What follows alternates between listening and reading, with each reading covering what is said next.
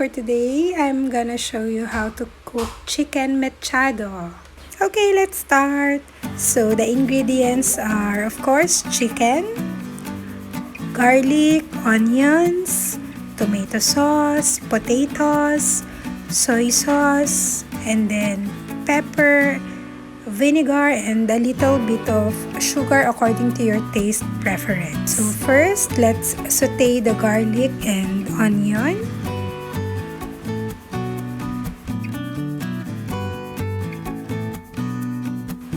And then let's add the chicken and let's wait or stir it for 3 to 5 minutes.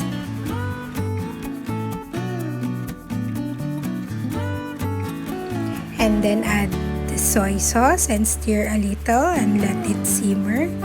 And then put some sugar according to your taste preference. And the next is the pepper. And then the tomato sauce. Just let it simmer for maybe 2 minutes. And then after that, we can already add our potatoes.